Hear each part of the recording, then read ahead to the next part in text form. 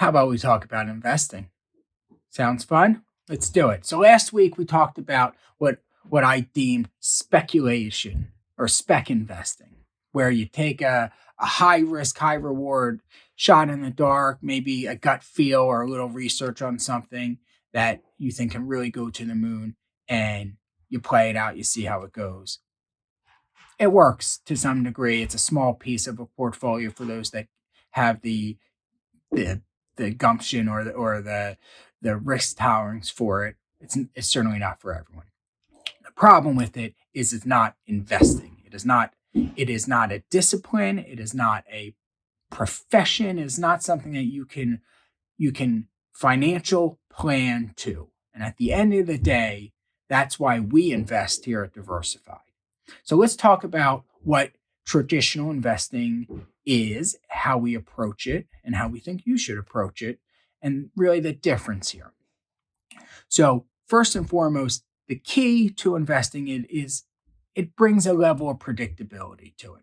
It is a profession, it is a discipline, it has research behind it that's well founded through decades and decades and decades. Unlike some of these pop up things that are in vogue and out of vogue, and you can make a quick buck or lose a quick buck. So that's the first key sort of component to investing. At Diversified, we really look at, let's call it, six different components when talking investing, because at the end of the day, why we invest isn't just to make money. It's actually not why we invest at all. We invest to align our dollars with future goals and dreams. That is the core to why someone does and should invest, quite frankly. And so when doing so, it takes on a whole new importance. It takes on a whole new profession and research to it. Because when we talk about long-term investing, it isn't a get in and get out real quick. It's not making a quick dollars. It's retirement, college, paying off a house, medical bills, things that are bigger than making a quick dollar. So how do we approach it? So we look at a couple of key tenets, if you will, to investing. First is you have to approach it with planning and strategy.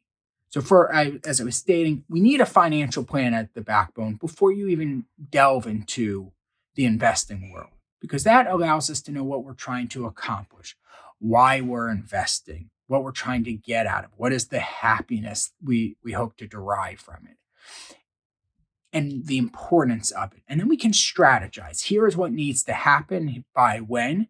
And then you can back into a plan and investing strategy or plan of attack for these funds. So planning and strategy are first. What's the strategy side? So once you've figured out what you're trying to accomplish, and ideally you work with a professional such as ourselves, well, now we have to create, in the industry, we call it investment policy statement, IPS, but you have to create your investment belief system. There's no right or wrong, but if you maintain a discipline, which we have here, when we spend tons and hours of research by our impressive chief investment officer, Mike Horwath, and his team behind him. But you have to create your rules, your Bible, your standard operating procedure for how you're going to invest. The key to that is it takes out the emotion, it takes out the guesswork. Here are our principles, here is how we're going to invest, and we're not going to deviate much. Of course, you're always going to research and keep informed, but you have your basic principles that you're going to abide by. That's first. Next, you talk goal-based. Goal-based is a huge, huge component to investing, and we believe something that's really refreshing, because at the end of the day, we are not investing to beat some index or your friend down the street who's bragging about all their investing successes. Of course, you never hear about their investment failures, ever. But that's not why you invest. You invest for goals. And once you establish your plan and you have your investment strategy, now you lay out your goals. And you can assign different goals to different investments. And what that allows you to do is approach them very succinctly and in a vacuum to say, these dollars are for college. I'm going to treat them like this, and I have my belief system, and we know what we have to do. And when you look at it through that spectrum, you're not concerned about what's going on in the outside world. You're focusing your investments on what's most important to you, the goals. Next, you look at diversification, how you want to diversify. So when you diversify, you de-risk a portfolio, you take out the outliers, if you will, and you bring things back to the mean. Why this is so critical is, again, investing is a discipline. It is a profession. And in doing so, having that long view and that diversification allows you to have a more predictable outcome. You know that equity markets are going to perform 8 to 12% on average. They rarely actually perform 8 to 12% is the irony. You have a 20% year and a minus 8% year and a 6% year and a 40% year. And when it all fleshes out, you say, okay, here it reverts to the mean. And diversification is your best resource to doing that. It truly is. Tax management. Tax management, again, once you figure out your investment policy and what's important, then you can start to tax loss harvest, tax manage, asset location, and start to compartmentalize as you're figuring out what should be where and how best to allocate these things from a tax standpoint. Because if you don't keep an eye on it, there could be a big drag on your investing. And that's truthful for spec investing or traditional investing. You get in and out too quickly, you can have a lot of nasty taxes due at the end of the year, despite your successes or failures.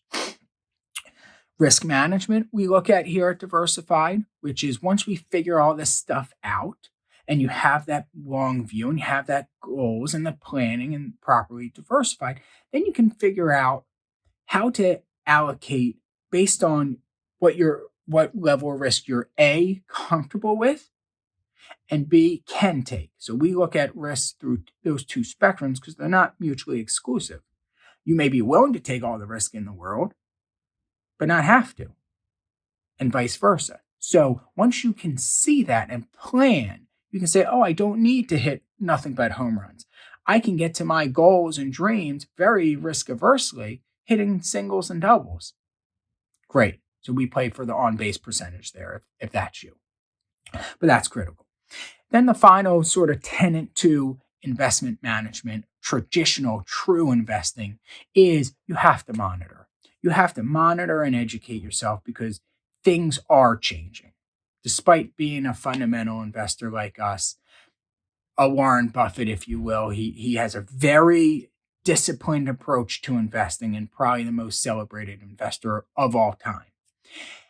But he's staying informed. This guy reads more than almost anyone on the planet, researching and reading and educating because investing is not stagnant. And so by keeping informed, you can formulate new opinions and new belief systems. The only thing I would be careful is I wouldn't let a lot of this stuff drastically change you overnight because then you run into the risk of letting the new news overweight the 20, 30, 40 years of experience and formulated strategy that you have. Things don't change generally that quickly overnight. So that's it. Those are the key tenets when we look at investing. You can start to hopefully see the difference between investing and speculation here today. And hopefully in doing so, you're more informed, you have a better plan of attack, and we can be your partner or not if you'd like, but hopefully this gives you some insight to help you have a better, more well-rounded investment strategy. As always, I'm Andrew Rosen. Stay wealthy, stay healthy, stay happy. Take care, everyone. Bye.